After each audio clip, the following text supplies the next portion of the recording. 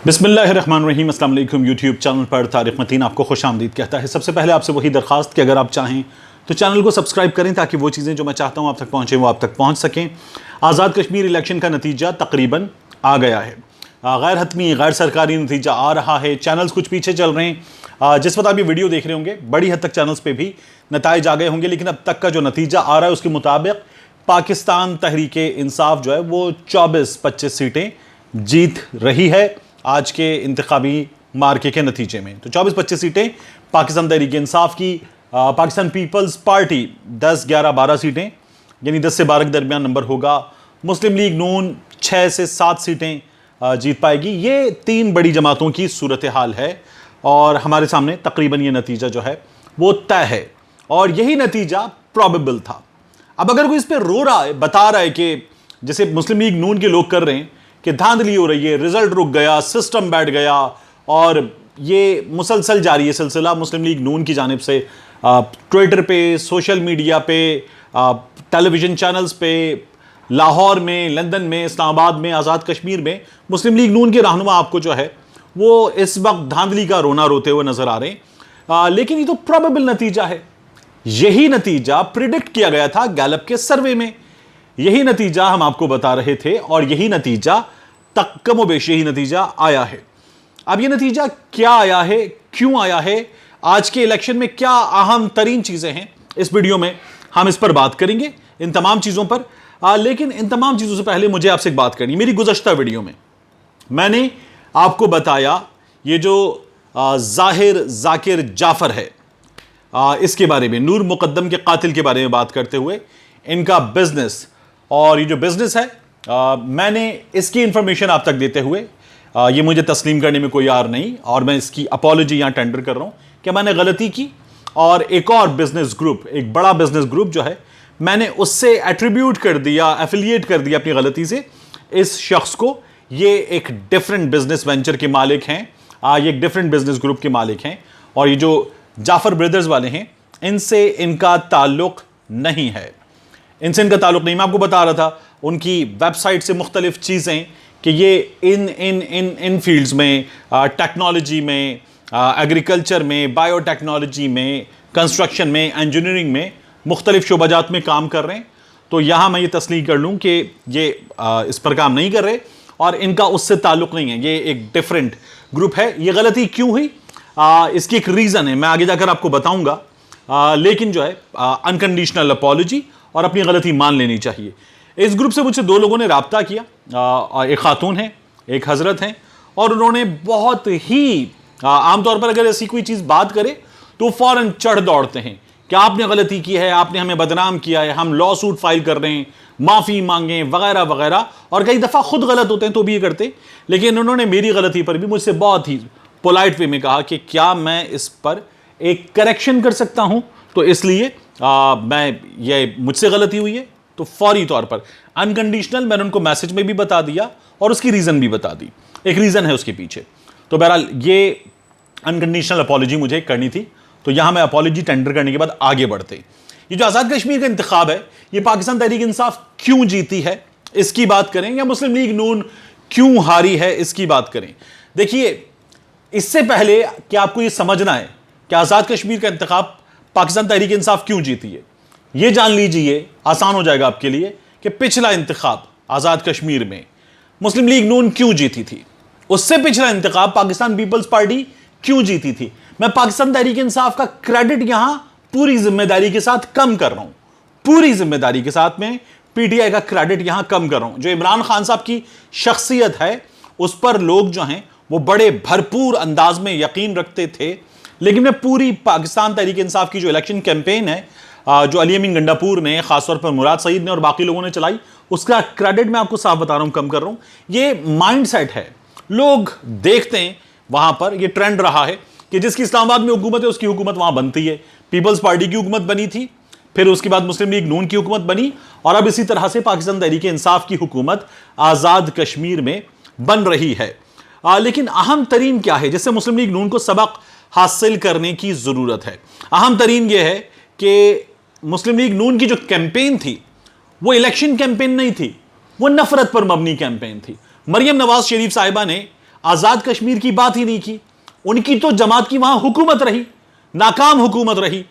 आजाद कश्मीर में जब बिलावल गए, जब पाकिस्तान तहरीक इंसाफ के लोग गए, तो उन्होंने वहां के इश्यूज पे बात की कि वहां किन किन चीजों पर काम नहीं हुआ।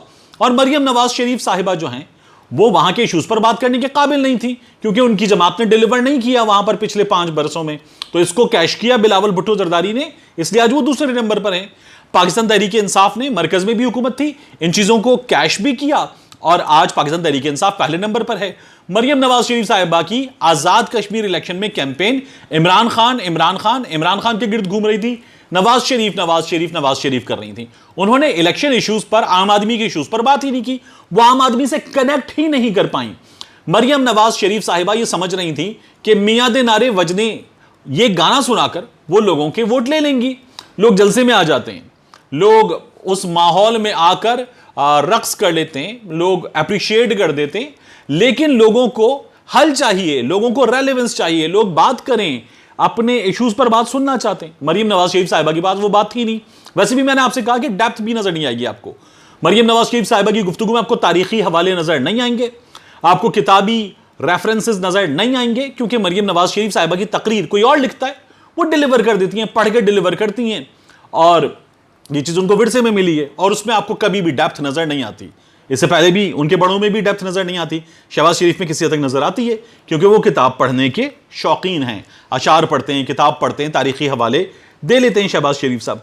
तो इसलिए मरियम नवाज शरीफ साहिबा की election campaign Kashmir election campaign नहीं थी, इमरान खान के खिलाफ नफरत कैंपेन थी, उसने काम नहीं किया। बिलावल भुट्टो जरदारी ने इनकैश किया उस माहौल को जिसमें मुस्लिम लीग नून डिलीवर नहीं कर सकी पिछले 5 बरसों में। बिलावल भुट्टो जरदारी दूसरे नंबर पर आ गए। तो एक तो फैक्टर था इनकम्बेंसी का इस्लामाबाद से, जो पहले भी रहा है, अब की बार भी पाकिस्तान तहरीक इंसाफ को फायदा हुआ। मुस्लिम लीग नून की हुकूमत ने डिलीवर नहीं किया, उसका फायदा हुआ। मरियम नवाज की इलेक्शन कैंपेन बहुत बुरी थी, उसका फायदा भी हुआ। और उसके बाद जो रो रहे हैं मुस्लिम लीग नून के लोग कि हमें हरवाया गया और सिस्टम बैठ गया, धांधली हो गई, आप देखिए कि आपको बहुत सारी जगहों पर बड़ा क्लोज कॉन्टेस्ट नजर आएगा। 200-250 वोटों से हारना, 300-400 वोटों से हारना। ऐसा जम्मू LA-36 जम्मू 3 का जो नतीजा है, जहां हाफिज हामिद रजा जीते हैं, यहां चौधरी इसाक जो हैं वो दूसरे नंबर पर है। तो चौधरी इसाक के जो वोट हैं 9,743 वोट हैं PMLN के, और 9,889 वोट हैं हाफिज हामिद रजा साहब के। तो ये बहुत थोड़ा मार्जिन है। ऐसे बहुत थोड़े मार्जिन से मुस्लिम लीग नून कई सीटें हारी है, तो ये शोर नहीं कर सकते।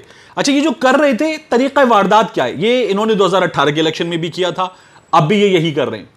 यानी इलेक्शन होता है एक बड़े हल्के में, पोलिंग स्टेशन होते हैं, ये पोलिंग स्टेशन जहां से आगे हो वहां का नतीजा सोशल मीडिया पर डाल के नून लीग जीत रही है, नून लीग जीत रही है। सिर्फ चुनिंदा पोलिंग स्टेशन, पूरा हल्का भी नहीं, चुनिंदा पोलिंग स्टेशन बता के, या अगर हल्के में भी आगे हैं तो सिर्फ वो हल्के बता के हम जीत रहे हैं, हम जीत रहे हैं, हम जीत रहे हैं, शोर मचाना शुरू कर दें।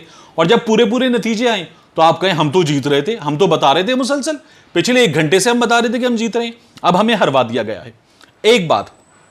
दूसरी बात, यहां हुकूमत थी मुस्लिम लीग नून की, यहां इंतजामिया थी मुस्लिम लीग नून की, धांधली का इल्जाम भी मुस्लिम लीग नून लगा रही है। हुआ क्या है इस इंतखाब में, समानी में PTI के उम्मीदवार के काफिले पर पत्थराव किया गया, मुखालिफिन ने पत्थराव किया, ठीक ठाक। पोलिंग स्टेशन नंबर 74-73 के करीब लड़ाई की गई और 3 गाड़ियों के इन्होंने शीशे तोड़ दिए, लोगों को भी जख्म आया इसमें। यह PTI के साथ हुआ। यहां पर यह डॉन न्यूज की खबर मैं आपके सामने रख रहा हूं। इसमें आप देख सकते हैं कि 2 लोग, पाकिस्तान तहरीक इंसाफ के 2 कारकुन जो हैं वो जाँ बहक हुए, और इनके जो नाम हैं, ये 40 बरस के ज़हीर अहमद हैं, 50 बरस के मोहम्मद रमज़ान हैं। ये LA-12 में चढ़ोई का इलाका है, नाड़ थाने, इसकी हुदूद में पाकिस्तान पीपल्स पार्टी और पाकिस्तान तहरीक इंसाफ के कारकुनों के दरमियान फायरिंग हुई। इसमें पाकिस्तान तहरीक इंसाफ के 2 कारकुन जो हैं वो जाँ बहक हुए, मुतादिद कारकुन इसमें जख्मी भी हुए हैं।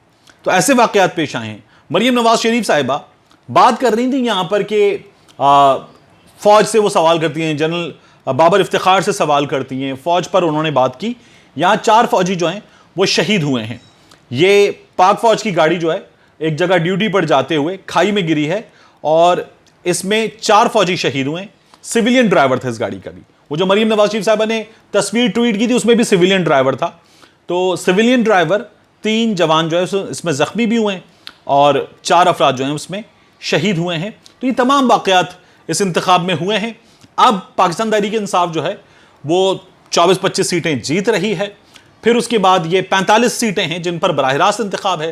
53 की असेंबली है, 5 रिजर्व्ड हैं, 3 टेक्नोक्रेट्स की हैं। जब ये सीटें मिलेंगी और मुस्लिम कॉन्फ्रेंस आज़ाद मिलेंगे तो पाकिस्तान तहरीक इंसाफ बहुत भरपूर हुकूमत बनाकर आज़ाद कश्मीर में आ रही है और ये तवक्कुआत के ऐन मुताबिक है। मिलते हैं इंशाअल्लाह आपसे अगले वीलॉग में।